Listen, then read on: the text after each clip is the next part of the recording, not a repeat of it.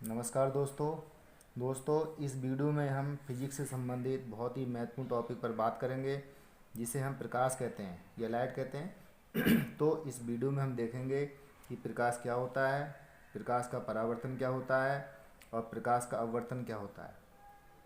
इसे अंग्रेजी में कहते हैं रिफ्लेक्शन ऑफ लाइट और रिफ्रैक्शन ऑफ लाइट। तो पहला टॉपिक हमारा है प्रकाश या लाइट। लिखा है मैंने इसको, टॉपिक्स लिखा है मैंने, नंबर पॉइंट बाय लिखा है मैंने इसको कि प्रकाश वह माध्यम है जिसकी उपस्थिति में किसी आँख वाले जीव किसी वस्तु को देख पाते हैं। दूसरा पॉइंट लिखा है मैंने, प्रकाश के दो भाग होते हैं, नंबर 1 किरण प्रकाश की, नंबर 2 तरंग प्रकाश की। इसके बारे में हम विस्तार से अगली कक्षाओं में पढ़ेंगे, लेकिन फिलहाल इसकी जो परिभाषा मैं बता देता हूँ मैं। किरण प्रकाश की से मतलब है प्रकाश के गमन पथ को किरण कहते हैं। प्रकाश के गमन पथ को किरण कहते हैं और किरण के माध्यम से जो भी क्रियाएं होती हैं उसे किरण प्रकाश की कहते हैं। दूसरा है तरंग प्रकाश की। पहले हम बात करेंगे तरंग क्या है हमारी। तो कंपन की अवस्था में गति करता हुआ कण को तरंग कहते हैं। यानी कोई कण जो कंपन की अवस्था में गति कर रहा है उसे तरंग कहेंगे और तरंग के माध्यम से जो भी क्रियाएं होती हैं उसे हम तरंग प्रकाश की कहते हैं। अगला पॉइंट दिया हुआ है इसमें, यह वैद्युत चुंबकीय तरंगों के रूप में सीधी रेखाओं में संचरित होता है जिसे विकिरण कहते हैं। इसमें लिखा है मैंने वैद्युत चुंबकीय तरंग। इसका मतलब यह है जिस तरंग में वैद्युत और चुंबकीय दोनों गुण पाए जाते हैं उसे हम कहते हैं वैद्युत चुंबकीय तरंग। अगला पॉइंट है इसका, प्रकाश की तरंग दैर्ध्य 3900 एंगस्ट्रॉम से 7800 एंगस्ट्रॉम के बीच होती है और इसे हम लैम्डा से दर्शाते हैं। यहाँ नोट में लिखा है मैंने गतिशील कण तरंग कहलाता है। जैसे चित्र में लिया है मैंने, एक कोई पार्टिकल लिया है जो इस समय स्थिर अवस्था में है, लेकिन जब ये पार्टिकल एक सीधी रेखा में गति करता है तब हम इसे कहेंगे विकिरण। और जब यही पार्टिकल कंपन की अवस्था में गति करता हुआ आगे बढ़ता है, या ऐसे कर सकते हैं दोलन की अवस्था में गति करता हुआ आगे बढ़ता है, तो हम इसके कहेंगे तरंग। तो देखें इस तरंग में इसके जो उठे हुए शीर्ष हैं इसको कहेंगे सरंग और जो इसके दबे हुए शीर्ष हैं इसे कहेंगे गर्त।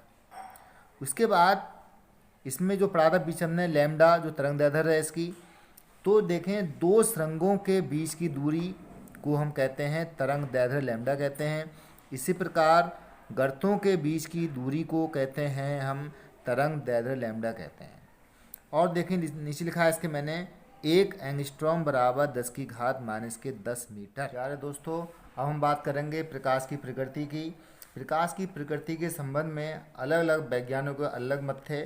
जैसे आइंस्टीन के अनुसार प्रकाश ऊर्जा के छोटे छोटे पैकेट या बंडलों के रूप में चलता है जिसे फोटोन कहते हैं। प्रत्येक फोटोन की ऊर्जा h म्यू होती है, जहां h प्लांक नियतांक है।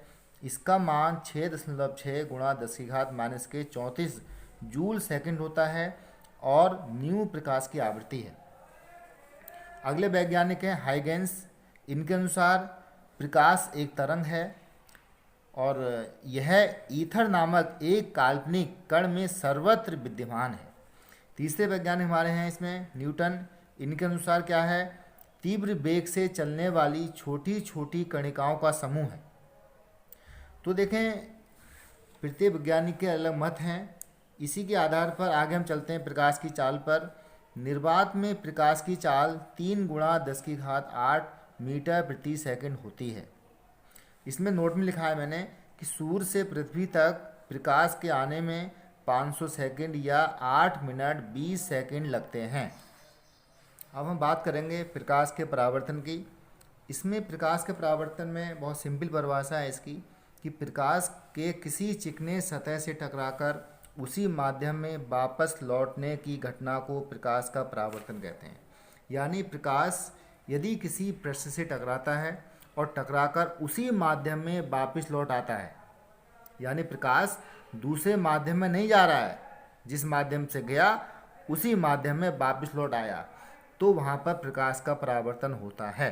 यह चित्र में दिखाया मैंने, देखो यहाँ पे ये आपका एक परावर्तन सतह है हमारी, ये हमारी ए ओ आपतित किरण है हमारी, और जो हमारी ओ बी है ये हमारी है परावर्तित किरण। और इन दोनों किरणों के बीच में लंब खींचा है मैंने ओ एन, जो इन दोनों किरणों को अलग अलग कर रहा है। तो देखें साफ दिख रहा है इसमें हमारा ए हमारी आपतित किरण है हमारी, और ओ भी हमारी क्या है, परावर्तित किरण है। तो देखें इसमें जैसे ही ये किरण हमारी पृष्ठ पर पड़ती है तो इसी पृष्ठ से टकराकर ये किरण इसी माध्यम में वापस लौट आती है। दूसरी बात, जो हमारा जो कोण है हमारा, ये जो हमारा कोण बना हमारा क्या कहते हैं आपतित किरण से, उसे बोलेंगे हम आपतन कोण। और जो ये कोण बना हमारा परावर्तित किरण से, इसे बोलेंगे हम परावर्तन कोण।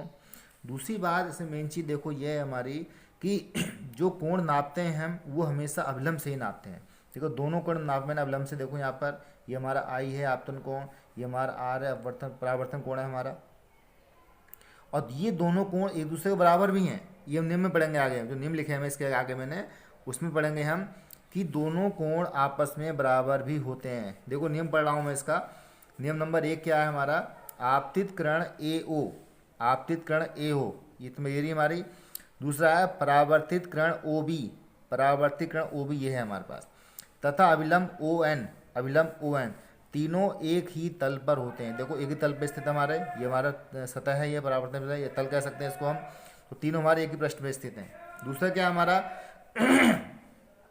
आपतन कोण आई, आपतन कोण आई हो गया हमारा। तथा परावर्तन कोण आर, परावर्तन कोण आर के मान बराबर होते हैं।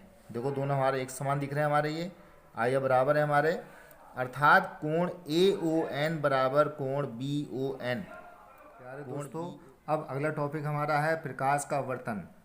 इसकी परिभाषा हमारी परावर्तन की जस्ट उल्टी है। जैसे उसमें क्या था हमारा, प्रकाश जिस माध्यम से आया उसी माध्यम में वापस लौट गया। लेकिन इसमें क्या है, प्रकाश एक माध्यम से आया दूसरे माध्यम में चला गया। लिखा है परिभाषा में मैंने, जब प्रकाश एक माध्यम से दूसरे माध्यम में प्रवेश करता है तो इस घटना को प्रकाश का आवर्तन कहते हैं। माध्यम चेंज हो गया इस हमारा।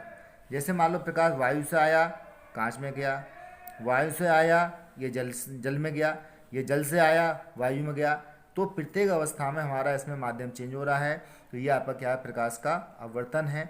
चित्र में दिखाया मैंने कि ये आपकी ए ओ, ये आपकी क्या है, आपतित किरण है। जब ये किरण अपवर्तक पृष्ठ पे पड़ी तो ये किरण दूसरे माध्यम में चली गई, इस प्रकार से चली गई। तो ये जो किरण आपकी निकल के आई, ये इसे कहेंगे अपवर्तित किरण। ये आपतित किरण है हमारी, ये हमारी अपवर्तित किरण है। दूसरा कोण, इसका जो कोण बनता है हमारा विरल माध्यम में, इसे कहेंगे आपतन कोण आई। और जो आपका कोण बना आपका सघन माध्यम में, इसे कहेंगे हम अपवर्तन कोण स्मॉल आर। इसी में हमारा है विरल माध्यम और सघन माध्यम। अगर इसकी बात करें, इसकी परिभाषा क्या होगी तो इसकी सिंपल परिभाषा लिखी है मैंने इसमें। विरल माध्यम, जिस माध्यम में प्रकाश का वेग अधिक होता है उसे हम विरल माध्यम कहते हैं। दूसरा है सघन माध्यम, जिस माध्यम में प्रकाश का वेग कम होता है उसे कहते हैं सघन माध्यम। तो देखें, जब भी प्रकाश किरण विरल माध्यम से सघन माध्यम में जाती है तो उसका वेग कम हो जाता है, जिसके कारण वह किरण अपने मार्ग से विचलित हो जाती है और अभिलंब की ओर झुक जाती है। यही कारण है कि प्रकाश जब भी अपना माध्यम चेंज करता है तो अपने मार्ग से विचलित हो जाता है। इसके बाद लिखा है मैंने यहाँ पर अपवर्तन का कारण, वही बताया जो मैंने, वही कारण है आपका प्रकाश की चाल में परिवर्तन माध्यम बदलने के कारण। बताया था वही चीज़ है हमारी कि जब प्रकाश एक माध्यम से दूसरे माध्यम में जाता है तो उसका वेग कम या अधिक हो जाता है। यानी जब प्रकाश विरल से सघन में जा रहा है तो उसका वेग घट जाता है, और जब प्रकाश सघन से विरल में जाता है तो उसका वेग बढ़ जाता है। उसके बाद हम बात करेंगे अपवर्तन के नियम की।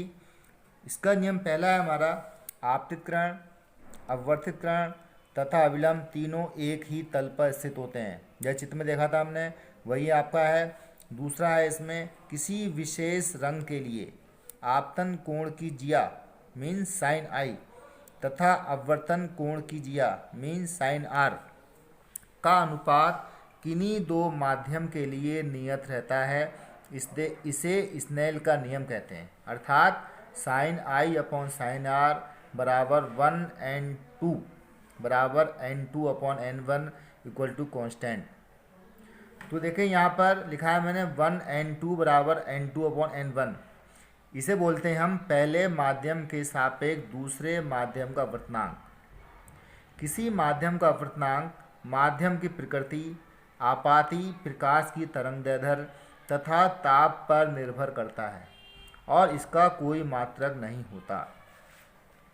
इसके बाद लिखा है मैंने यहाँ पर माध्यम में प्रकाश का वेग v बराबर c अपॉन n, जहाँ c निर्वात में प्रकाश का वेग है। तीसरा पॉइंट लिखा है मैंने अपवर्तित किरण की आवृत्ति तो वही रहती है जो आपतित किरण की है, परंतु उसका वेग बदल जाता है। तो देखो इसमें साफ दिख रहा है हमें, जो आप किरण आ रही है उसकी आवृत्ति चेंज नहीं होगी। माध्यम भले ही चेंज हो रहा हो लेकिन उसकी आवृत्ति चेंज नहीं होगी, केवल उसका वेग ही बदलेगा। इसके बाद कुछ पॉइंट लिखे हैं मैंने इसमें। पहला पॉइंट लिखा है मैंने, यदि प्रकाश की किरण विरल माध्यम से सघन माध्यम में प्रवेश करती है तो n2 का मान n1 से अधिक है, अर्थात दूसरे माध्यम का अपवर्तनांक पहले माध्यम से अधिक है।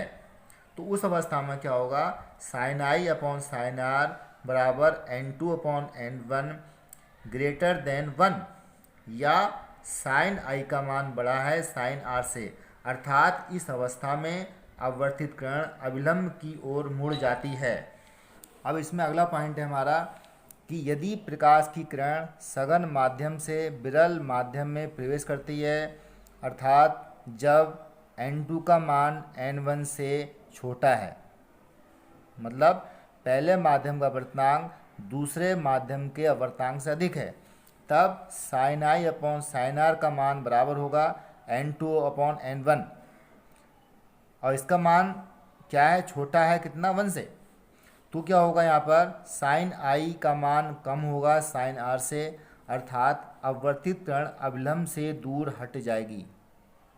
तो देखें मैंने कहा था कि जब प्रकाश की किरण हमारी विरल से सघन में आती है तो प्रकाश की किरण अविलंब की ओर झुक जाती है। इसी प्रकार जब प्रकाश की किरण सघन से विरल में जाएगी तो अविलंब से दूर हट जाएगी।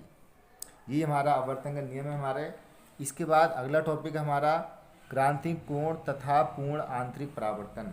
पहले हम इसका चीज़ समझेंगे। चित्र में दिखाया देखो मैंने दो लिए माध्यम, एक आपका सघन माध्यम है, दूसरा विरल माध्यम है। सघन माध्यम मैंने कांच लिया है और विरल माध्यम में लिए मैंने वायु। इसमें जो आपका प्रकाश आ रहा है वो प्रकाश सघन माध्यम से आ रहा है और विरल माध्यम में जा रहा है। तो इसमें एक लाइन पढ़ता हूँ पहले मैं, जब कोई प्रकाश की किरण सघन माध्यम जैसे कांच से विरल माध्यम वायु में जाती है तो इसका कुछ भाग ए से परावर्तित हो जाता है। देखें चित्र ए में देखें इसको, जब प्रकाश हमारा ओ ए पृष्ठ पर आपतित हुआ तो इस प्रकाश का कुछ भाग एसी उसी माध्यम में परावर्तित होकर वापस लौट गया और अधिकतर भाग या अधिकांश भाग ए बी